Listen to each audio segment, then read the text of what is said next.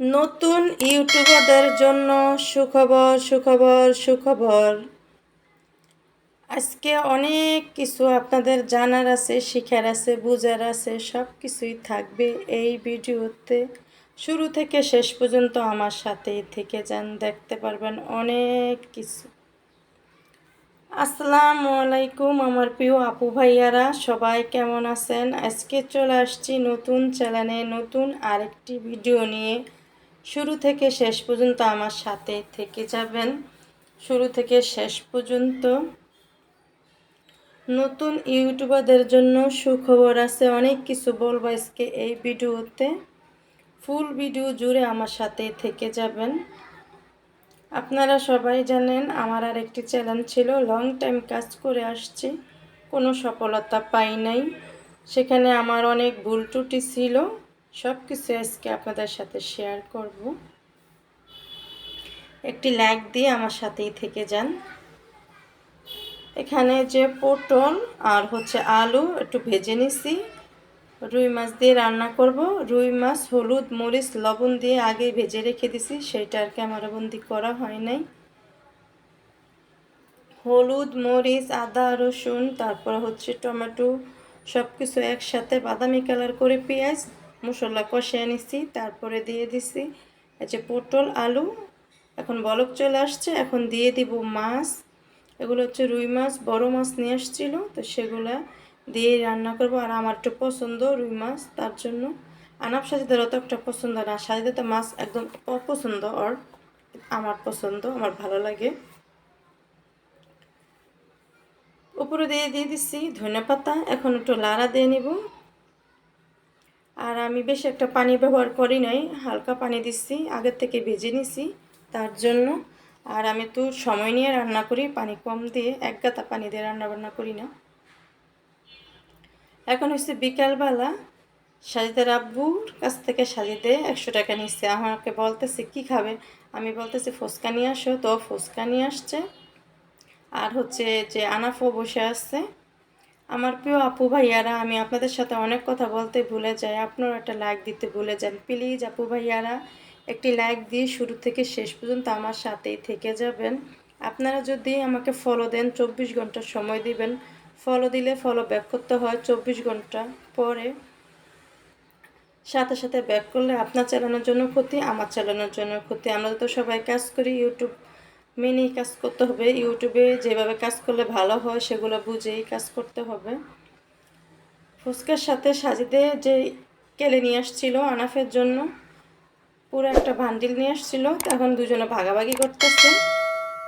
বলতেছে আনাফে বলতেছে আমি ভাগ করব, সাজিদে বলে আমি ভাগ করব। আর সাজিদের সব সময় টাকা নিয়ে ও একা একাই খেয়ে আসে বন্ধু বান্ধব নিয়ে, ও কখনো বাসায় কিছু নিয়ে আসে না। তা আজকে কি মনে করে নিয়ে আসছে, আনাফকেও খাওয়াইছে আমাকেও খাওয়াইছে, আলহামদুলিল্লাহ। তখন পরের দিন টিভির রুমটা ভালোভাবে একটু গোছে আনিছি, আর বিছনার চাদরটা চেঞ্জ করে নিছি। আগের ভিডিও তো বলা হয়েছে আনাফ সাহিদকে নিয়ে ডাক্তারের কাছে গেছি, চুলকানির সমস্যা, তাই জন্য বলছে সবসময় পরিষ্কার থাকবেন। আর আমরা তো ফ্ল্যাট বাসায় থাকি, আলহামদুলিল্লাহ পরিষ্কারভাবেই থাকি। তারপরে বিছনা চাদরটা চেঞ্জ করে নিছি, এখন চলে আসছি আমাদের রুমে। এই রুমে আনাফে আর আমি আর আনাফের আব্বু ঘুমাই, আর ওই রুমে সাজিদে একা ঘুমাই। তো এই রুমে চাদরটা টান টান করে বিছিয়ে নেওয়া হয়েছে, ফার্নিচারগুলো মুছে নেওয়া হয়েছে।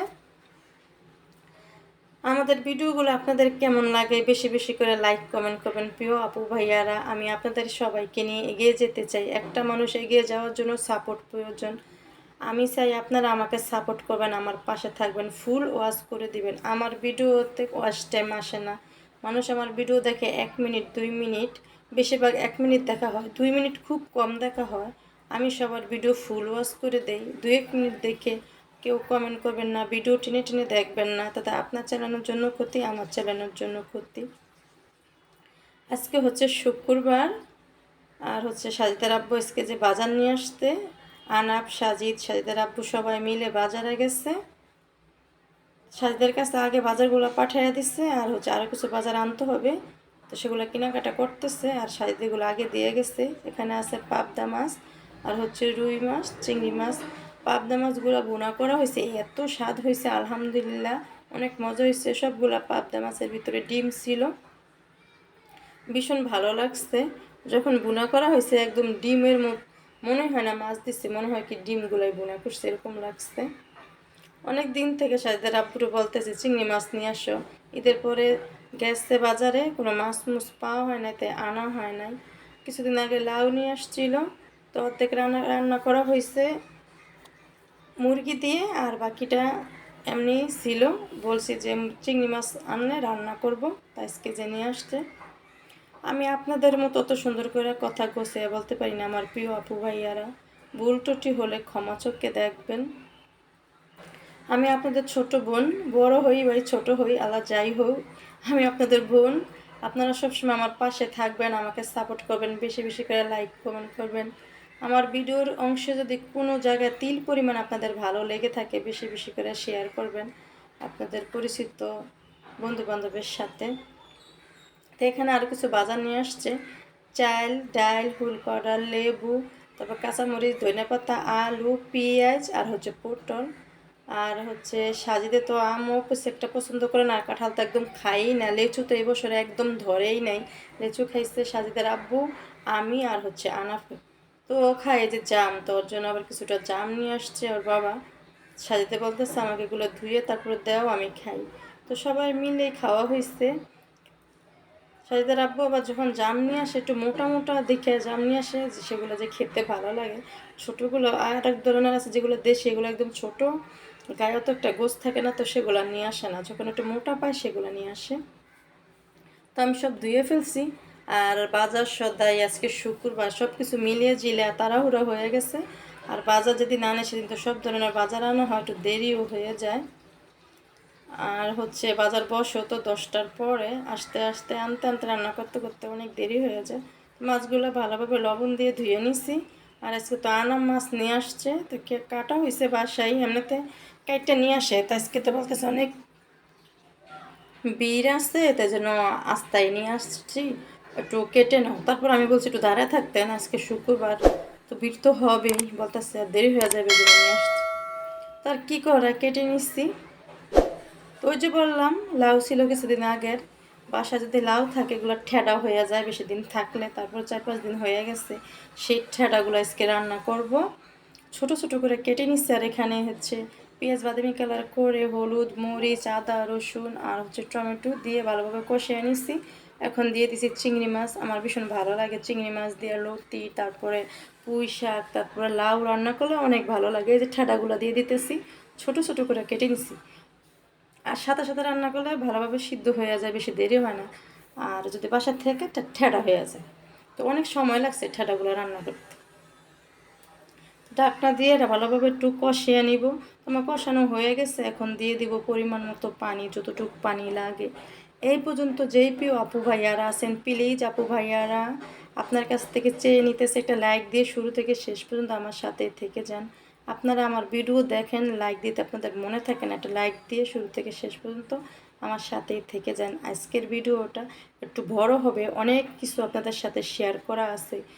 যে ভুলগুলো আমি করছি, আপনাদেরকেও যেন এই ভুলগুলো না করে, তার জন্য আপনাদের সাথে অনেক কিছু আজকে আমার বলার আছে, আজকে আমি বলবো আপনাদের সাথে। তো এখানে একটু গরম পানি চুলায় দিয়ে দিচ্ছি, কারণ গরম পানি দেওয়ার কারণ হচ্ছে লতিগুলো ধোয়া হয় নাই, তো ভাবলাম যে গরম পানি দিয়ে দিই, পানিটা গরম হোক আর এদিক দিয়ে আমি লতিগুলো ধুয়ে ফেলি, তাড়াতাড়ি সিদ্ধ হয়ে যাবে। ওই যে বললাম বাজার সদাই রান্না বান্না আনতে দেরি হয়েছে, সব কিছু মিলিয়ে জিলে অনেক লেট হয়ে গেছে, তার জন্য। তো বলক চলে আসছে, 2-3টা বলক দিয়ে নামিয়ে নিছি। আর হচ্ছে একটু ঠান্ডা পানি দিয়ে একটু ভালোভাবে ধুয়ে নিছি, ঠান্ডা বলতে কলের পানি দিয়ে, এগুলোর থেকে কিন্তু কালো পানি বের হয় লতির থেকে। এখন যে পেঁয়াজ আর হচ্ছে কাঁচামরিচ তো বাদামি কালার করে নিব।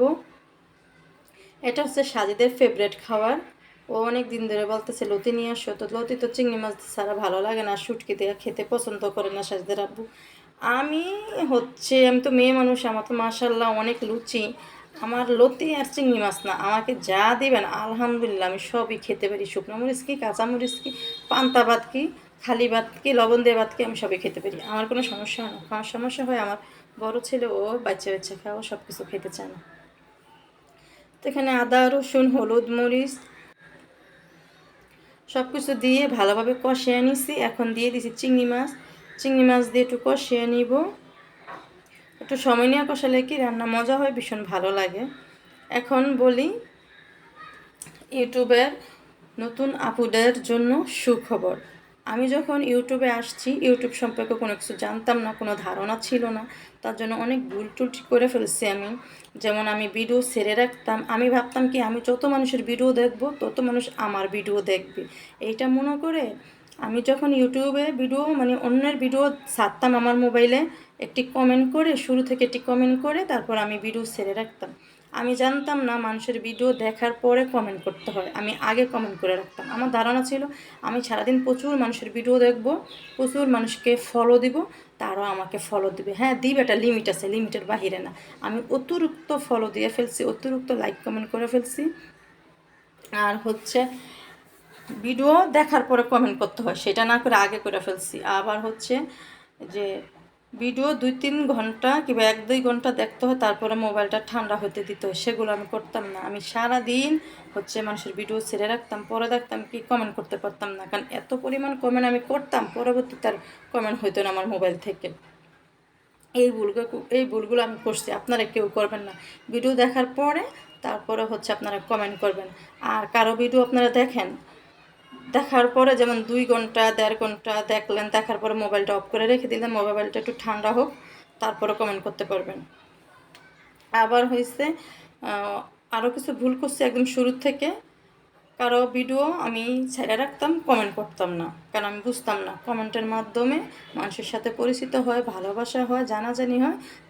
সেই জন্য সে আবার আমার চ্যানেলে আসবে, আমার ভিডিও দেখবে, লাইক কমেন্ট করবেন, এগুলো আমি বুঝতাম না, কারণ এগুলো করিই নেই, বুঝিই নেই, করবো কীভাবে। আর জীবনের প্রথম ফার্স্টে মোবাইল কিনা হয়েছে, এই মোবাইলটাই, কোনো দিন আমি মোবাইল ব্যবহার করি নাই। এমনিকি আমার হচ্ছে যে নোকিয়া সেটগুলো সেগুলো ব্যবহার করা হয়েছে, কিন্তু ক্যামেরা সেট কখনো ব্যবহার করি নাই। তো এই জন্য এইসব সম্পর্কে কোনো আমার ধারণাই ছিল না।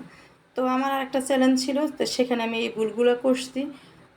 1300 ফলোয়ার ছিল, তারপরে ওই চ্যানেলটা ছেড়ে আবার নতুন করে চ্যানেলটা খুলছি। ওই চ্যানেলটার থেকে কিছু পাই নাই সফলতা, কিন্তু কিন্তু কিছু শিখতে পারছি। এখন আর সেই ভুলগুলো করি নাই। এখন আমি মানুষের ভিডিও দেখে কমেন্ট করি, আর হচ্ছে 2-3 ঘন্টা দেখে মোবাইলটা ঠান্ডা হতে দেই, তারপরে আবার চালু করি। তো এরকম করে আল্লাহর রহমতে অল্প সময়ের ভিতরে আমার 500-র বেশি ফলোয়ার হয়ে গেছে। আর ওই চ্যানেলটার ভিতরে আমার 1000 ফলোয়ার করতে 1.5 বছর লাগছে। তো আমি কীরকম পরিমাণ খাটাখাটনি খাটছি, কিন্তু খাটাখাটনি তো করলে হবে না, খাটাখাটনির মতো খাটাখাটনি করতে হবে যেটাতে কাজ হয়। আমি খাটাখাটনি করছি না বুঝে, কোনো কাজের না, আকাজের। তা আমি চাই আমার প্রিয় আপু ভাইয়ারা না জেনে না বুঝে যে আমার মতো এমন খাটাখাটনি কষ্ট যেন না করে। তো আপনারা বেশি বেশি করে সবাই লাইক কমেন্ট করবেন, ফলো দিবেন। তো সবাই এখানে কি কাজ করতে হলে সবাই সবাইকে সাপোর্ট করতে হবে, সবাই সবাইকে লাইক কমেন্ট করতে হবে, সবাই সবাইকে শেয়ার করতে হবে। এখানে যারা আছি সবাই তো একটা মাথায় জিনিস নিয়েই তো আমরা আসছি, যে এখান থেকে ইনকাম করব, এখান থেকে অনেক স্বপ্ন আছে, স্বপ্ন পূরণ করব, অনেক কিছু নিয়েই ভাববা চিন্তায় মানুষ আসে। আমিও সেই চিন্তা ভাবনা নিয়েই আসছি। তা আমরা চাই সবাই সবার জায়গায় যে সবারই লাইক কমেন্ট শেয়ার করি, বেশি বেশি করে সাপোর্ট করি, সবার ভিডিও যেন সবাই ফুল ওয়াচ করে দেই। তারপর আরেকটা জিনিস করছি, আমি কিছু কিছু মানুষের ভিডিও দেখতাম, হয়তো 1 মিনিট দেখতাম, দেখে কমেন্ট করতাম, আর ভিডিও দেখতাম না। এই ভুলগুলো করা হয়েছে। ভিডিও একদম ফুল ভিডিও দেখতে হবে, 1 মিনিট 2 মিনিট দেখে কমেন্ট করা যাবে না। এই ভুলগুলো আমি করছি। আমি চাই না আমার মতো এই ভুলগুলো আর কেউ যেন করে, তার জন্য আপনাদের সাথে শেয়ার করা। আরও অনেক কিছু আমি ভুল করছি, সেগুলা বলবো অন্য কোনো ভিডিওতে।